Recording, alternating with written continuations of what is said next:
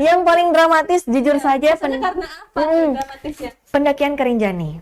Itu Itu pendakian yang dramatis. Jujur kayak jadi kan tadi ini tanya kan bagaimana tipikal kriteria orang-orang yang mau mendaki gitu Iya. kan.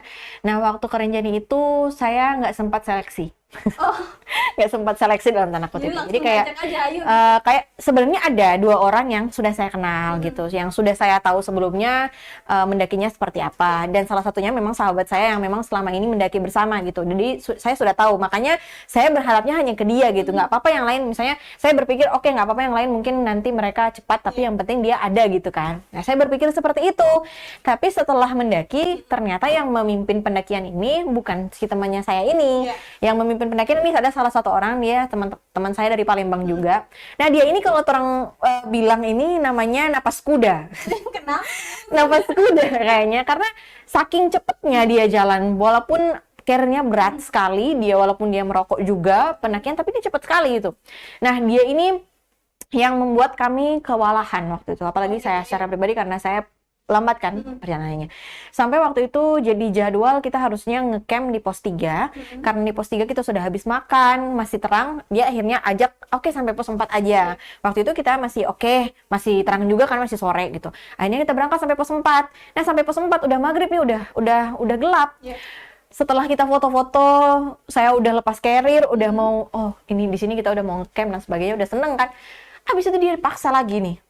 Dipaksa jalan lagi. Katanya, tinggal deket nih pos terakhir. Kita tembak sampai pos terakhir aja. Aduh, gila lu ya. Kayak gitu kan. Kayak, gila ini udah nggak mampu dan sebagainya. Nah, itu terlibat cekcok. Akhirnya, saya udah nangis di situ. Teman saya yang satu udah bujuk. Dia juga kan dilema kan. Mau membela saya atau membela ketua timnya gitu kan.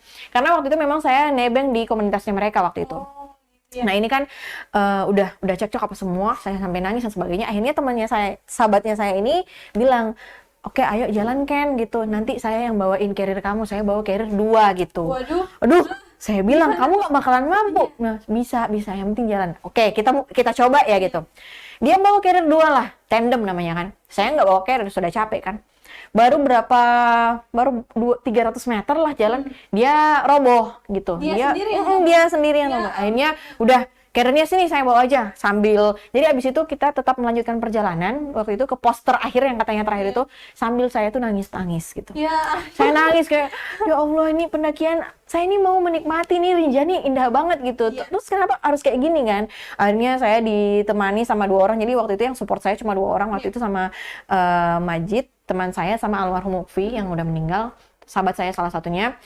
Dia support. Nah, yang si satu ini yang napas kuda ini, dia udah jauh banget nih.